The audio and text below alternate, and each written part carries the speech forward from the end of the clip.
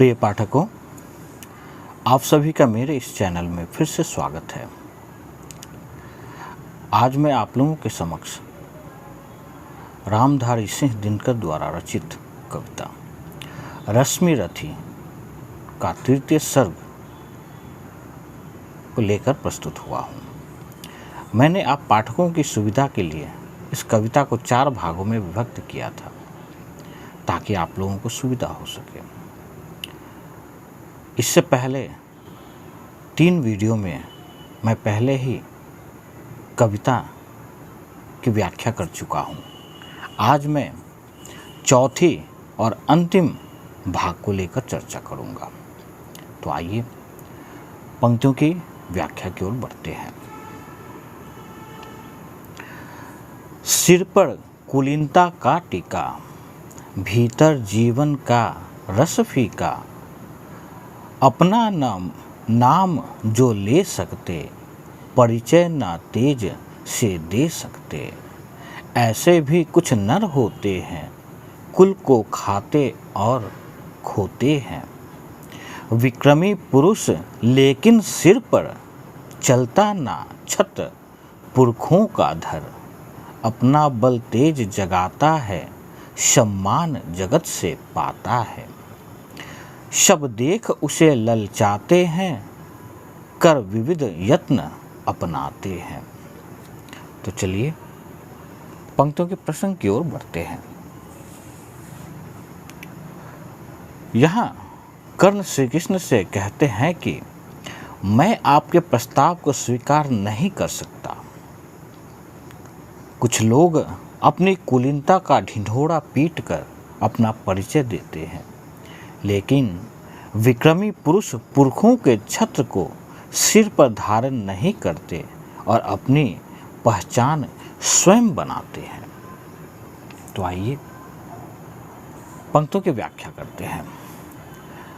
प्रस्तुत पंक्तियों में कर्ण श्री कृष्ण से कहते हैं, इस संसार में कुछ लोग कुलीनता को अपनी पहचान बना लेते हैं, भले ही भीतर उनका जीवन निरस होता है।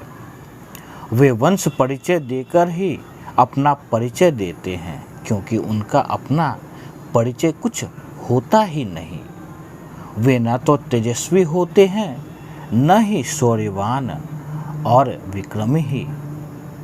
इस दुनिया में तमाम व्यक्ति ऐसे होते हैं जो केवल वंश परंपरा या उच्च कुलीनता के कारण ही जाने जाते हैं, जिसमें उनका अपना कोई हाथ नहीं होता।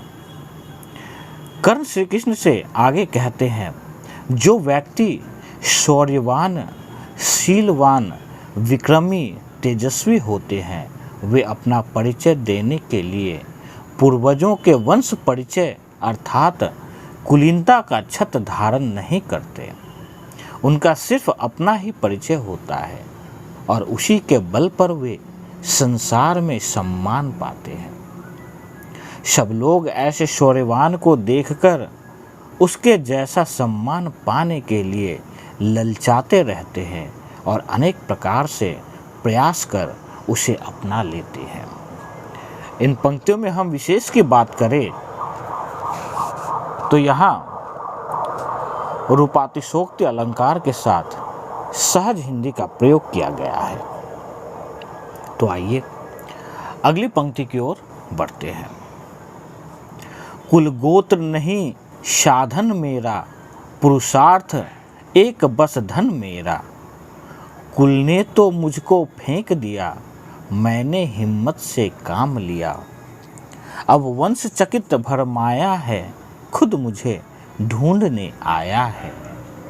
लेकिन मैं लौट चलूँगा क्या, अपने प्राण से विचरूँगा क्या। रण में कुरूपति का विजय वरण, या पार्थ हाथ करण का मरण। हे कृष्ण यदि मति मेरी है, तीसरी गति मेरी है।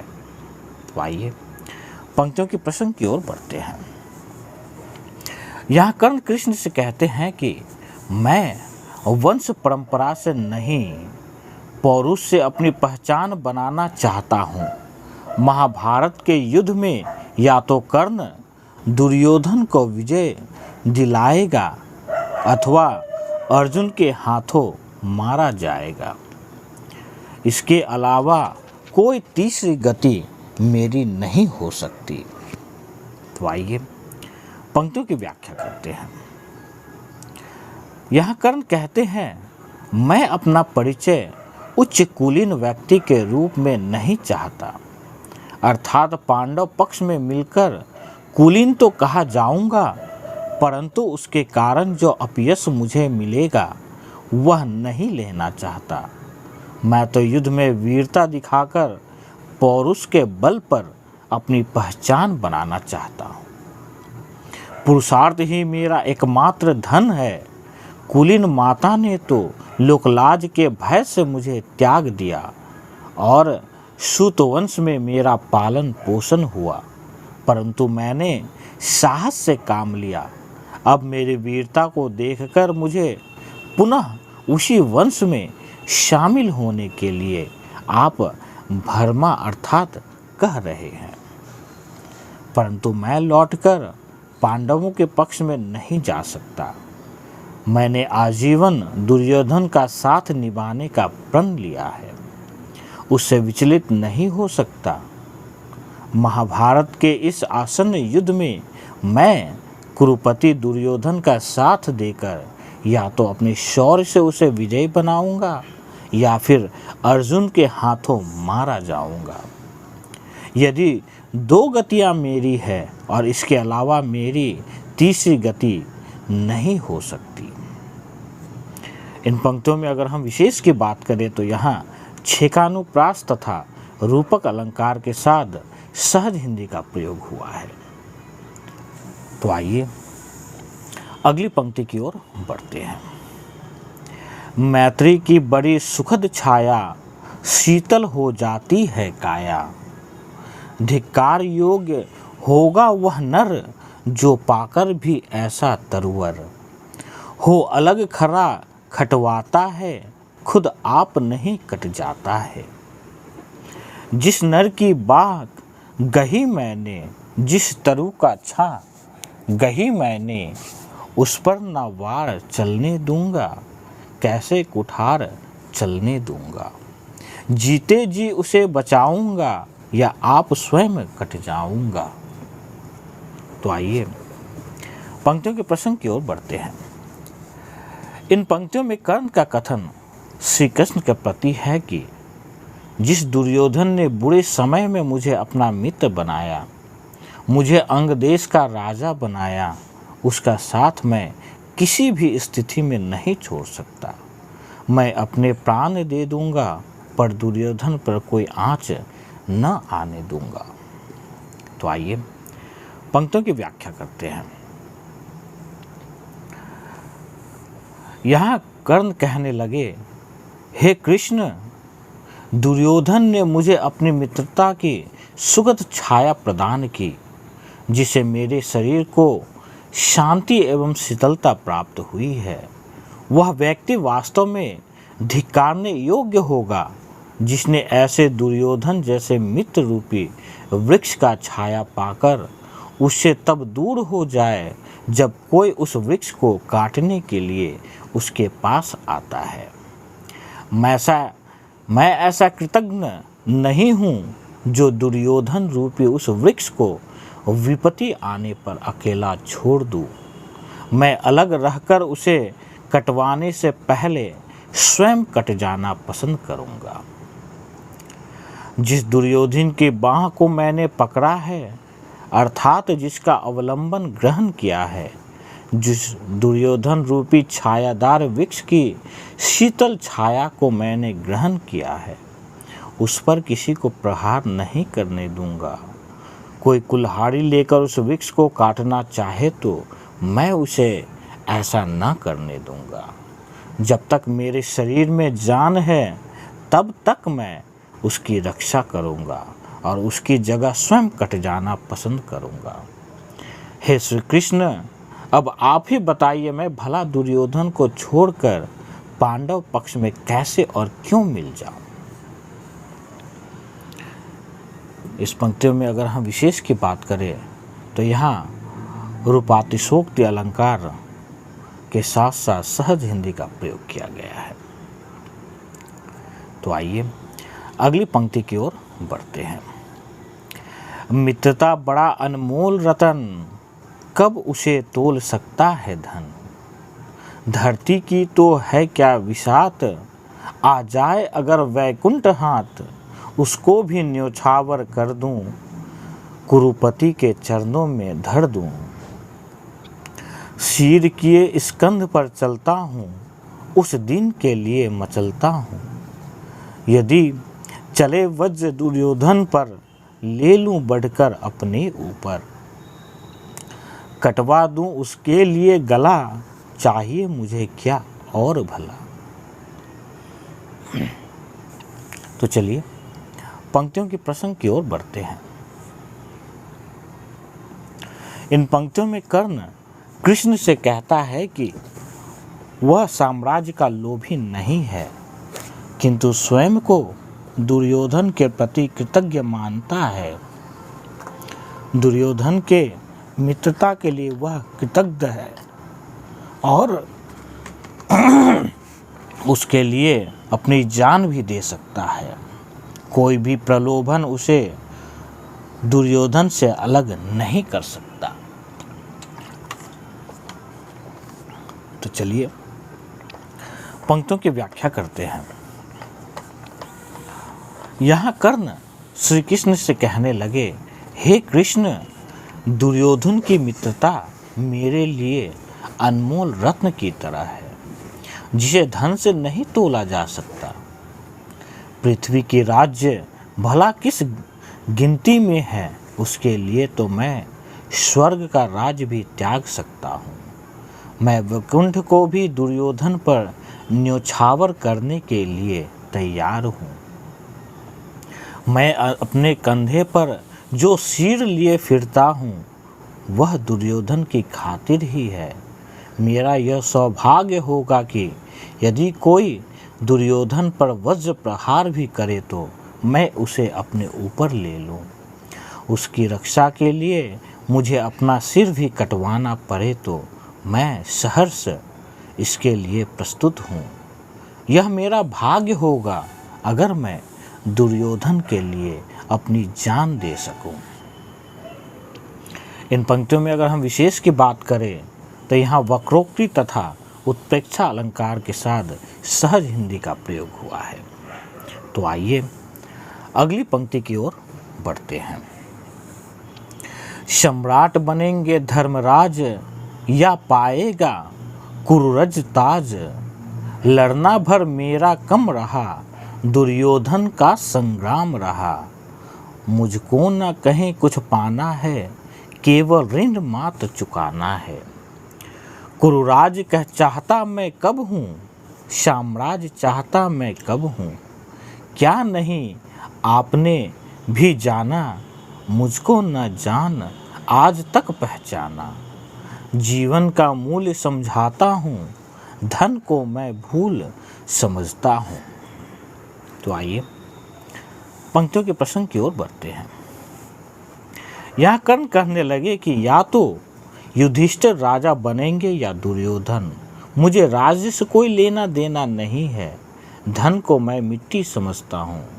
बस मुझे तो दुर्योधन के लिए युद्ध लड़ना है। तो आइए पंक्तियों की व्याख्या करते हैं। यहाँ महाभारत के युद्ध में जो विजय होगा वही राजा बनेगा।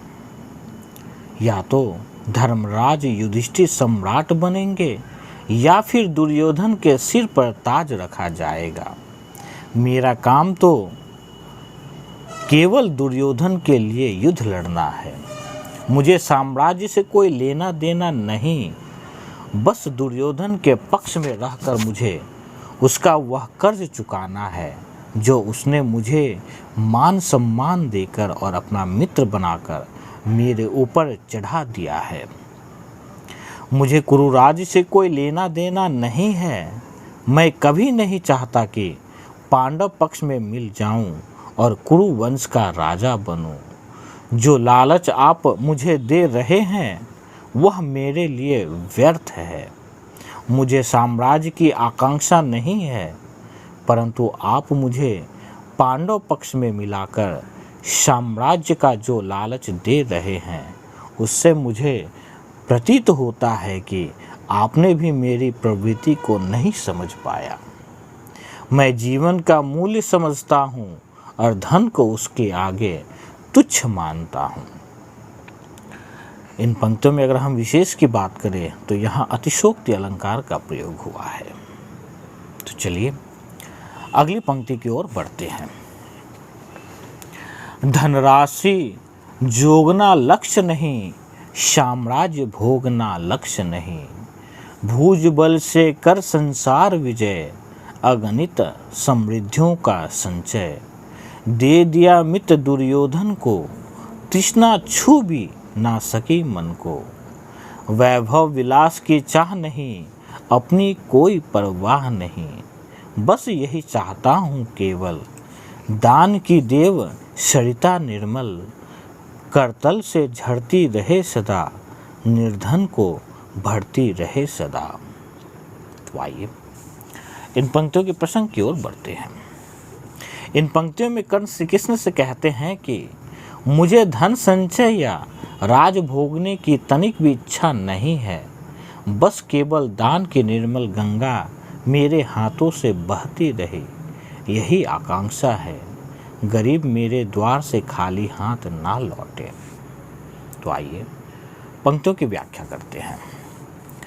यहाँ कर्ण कहते हैं कि मेरे जीवन का उद्देश्य धन संचय करना नहीं है और ना ही मैं साम्राज्य का भोग करना चाहता हूँ।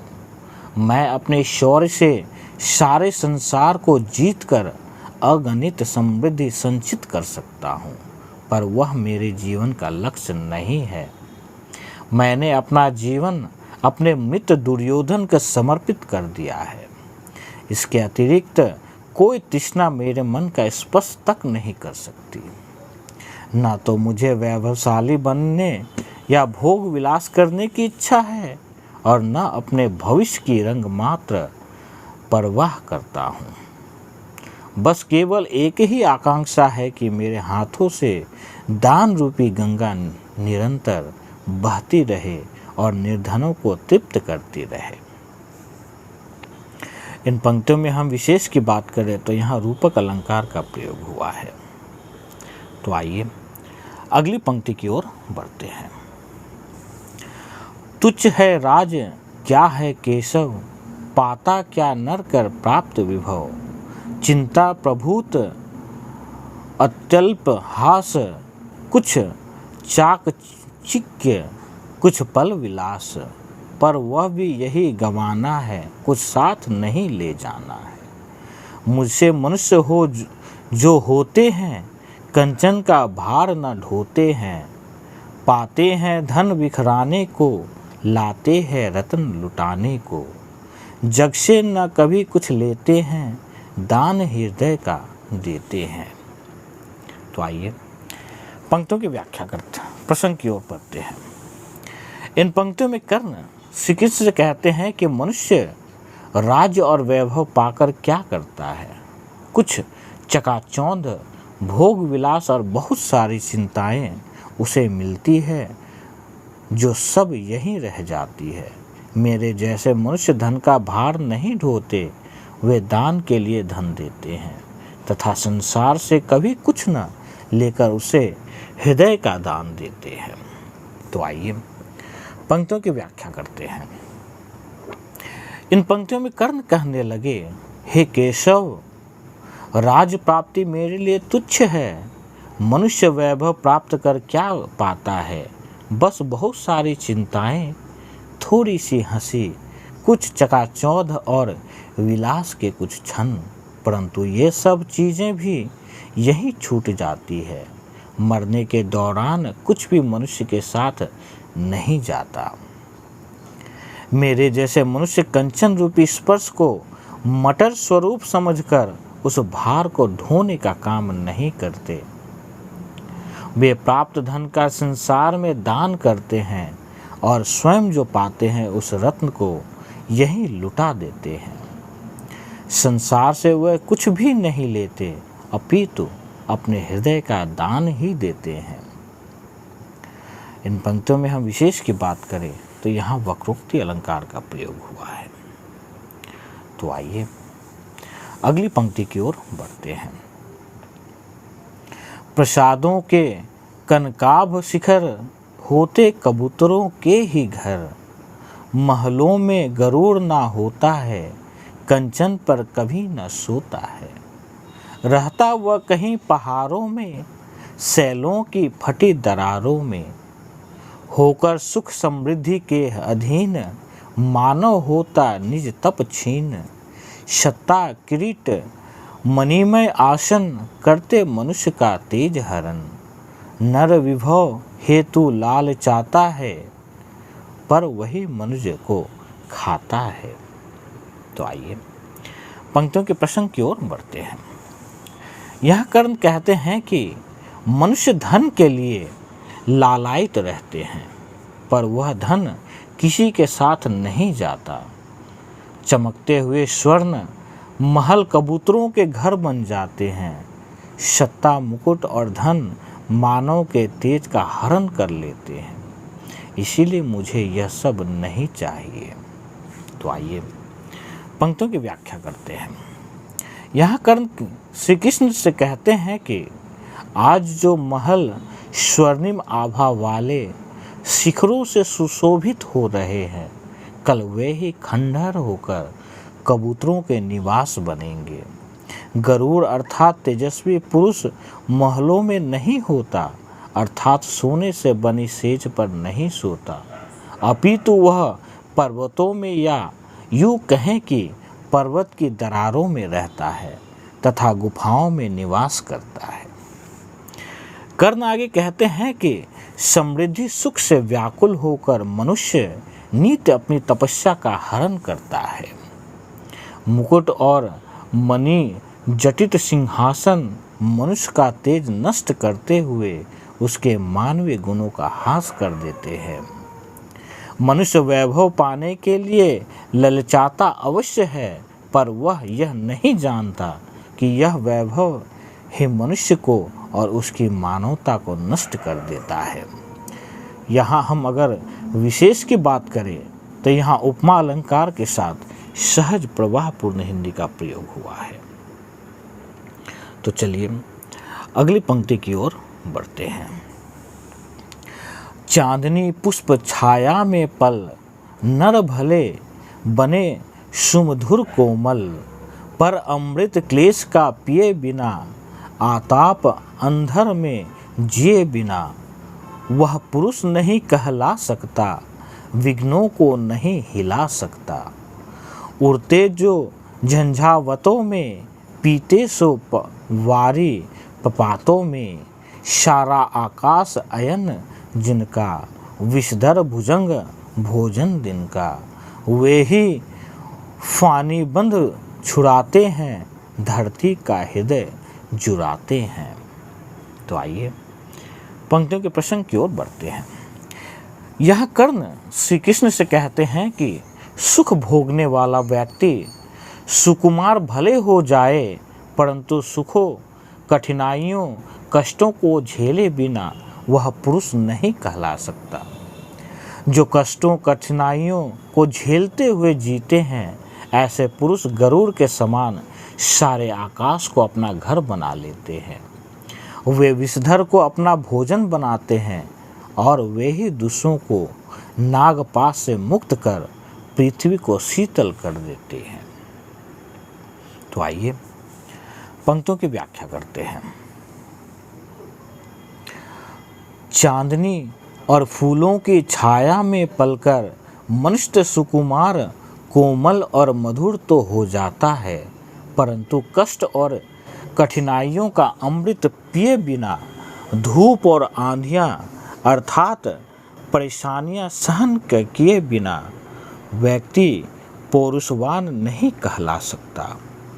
पौरुषवान वही व्यक्ति कहलाता है जो दुख कष्ट कठिनाइयों को सहर्ष सहन करता है। कभी नहीं घबराने वाला व्यक्ति ही सभी विघ्न बाधाओं को दूर कर सकता है। सुकुमार व्यक्ति नहीं, जो तेज आंधियों में उड़ सकता है, झरनों का पानी पीता है, सारे आकाश में उड़ता फिरता है, वही पुरुषवान कहलाता है। क्योंकि संपूर्ण गगन ही उसका घर है, जो विषैले सांप का आहार करता है। ऐसे गरुड़ जैसे पराक्रमी व्यक्ति ही राम जैसे लोगों को नागपाश से मुक्त करते हुए पृथ्वी के निवासियों का हृदय शीतल करते हैं। इन पंक्तियों में अगर हम विशेष की बात करें तो यहाँ रूपक अलंकार का प्रयोग हुआ है। तो चलिए अगली पंक्ति की ओर बढ़ते हैं। मैं गरुड़ कृष्ण मैं पक्षी राज, सिर पर ना चाहिए मुझे ताज। दुर्योधन पर है विपद घोर, सकता न किसी विधि उसे छोड़। रन खेत पाटना है मुझको, अहिपास काटना है मुझको। संग्राम सिंधु कहलाता है, सामने प्रलय घराता है। रह रह कर भुजा फरकती है, बिजली सी नसें करकती है। चाहता तुरंत मैं कूद पड़ूं, जीतूं की समर में डूब मरूं। तो आइए पंक्तियों के प्रसंग की ओर बढ़ते हैं। कर्ण स्वयं की तुलना गरुड़ से करते हुए कृष्ण से कहते हैं कि मुझे दुर्योधन को इस भयंकर विपत्ति से छुड़ाना है और युद्ध क्षेत्र को लाशों से पाट देना है। मेरे सामने युद्ध का सागर लहरा रहा है, प्रलय गर्जना कर रही है, जिसे देखकर मेरी भुजाएं फड़क रही है। मैं युद्ध में उतरने को व्याकुल हूँ।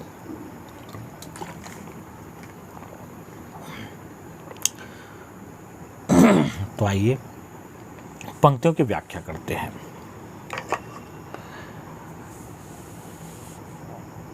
कर्ण कहते हैं, हे कृष्ण, मैं तो आकाश में स्वतंत्र रूप से पंख खोलकर उड़ने वाला गरुड़ हूँ, पक्षियों का राजा हूँ, अतः मुझे राजमुकुट की आवश्यकता नहीं है। इस समय मेरा मित्र दुर्योधन आसन्न युद्ध में के संकट से घिरा हुआ है। मैं किस प्रकार उसे इस विपत्ति से दूर करूं, यही चिंता मुझे सता रही है। इस विपत्ति के समय में मैं उसे छोड़ नहीं सकता। मुझे तो अपना स्वर्ण दिखाकर दुर्योधन की ओर से लड़ते हुए रण क्षेत्र को वीरों की लाशों से पट अर्थात भर देना है और अपने मित्र को उस नागपाश से छुड़ाना है जिसमें पांडवों ने उसे बांध लिया है।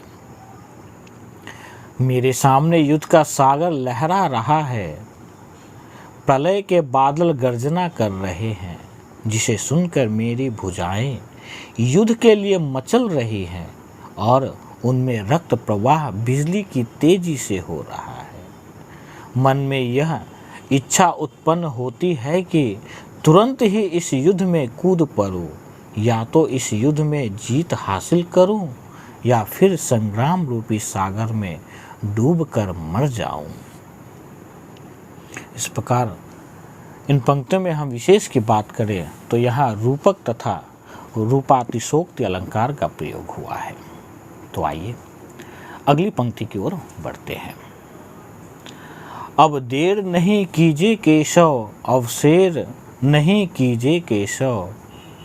धनु की डोरी तन जाने दे, संग्राम तुरंत ठन जाने दे। तांडवी तेज लहराएगा, संसार ज्योति कुछ पाएगा। हाँ, एक विनय है मधुसूदन, मेरी यह जन्म कथा गोपन। मत कभी युधिष्ठिर से कहिए, जैसे हो इसे छिपा रहिए। वे इसे जान यदि पाएंगे, सिंहासन को ठुकराएंगे। तो आइए पंक्तियों के प्रसंग की ओर बढ़ते हैं। कर्ण ने श्री कृष्ण से कहा, हे कृष्ण, अब आप युद्ध रोकने का प्रयास न करें, युद्ध को हो ही जाने दें। युद्ध में भयंकर तांडव होगा, असुर शक्तियों का विनाश होगा और संसार कुछ राहत का अनुभव करेगा। हे कृष्ण, आपसे एक निवेदन है कि मेरे जन्म कथा के बारे में युधिष्ठिर को कुछ न बताएं, क्योंकि यदि इसे उन्होंने जान लिया तो वे कुरुराज का सिंहासन मेरे लिए ठुकरा देंगे और मुझे राजा बना देंगे। मैं यह राज पुनः दुर्योधन को ही लौटा दूंगा। इसीलिए आप कृपा करके युधिष्ठिर को कुछ न बताएं। तो आइए पंक्तियों की व्याख्या करते हैं। यहाँ हे कृष्ण, अब विलंब मत कीजिए, युद्ध को हो जाने दीजिए। योद्धाओं को अपने धनुष की डोरी तान लेने दीजिए। युद्ध में भयंकर विनाश होगा, उस तांडव को हो जाने दीजिए, क्योंकि युद्ध में असुरी अर्थात असुर शक्तियों का विनाश होगा और संसार को कुछ तो प्रकाश मिलेगा।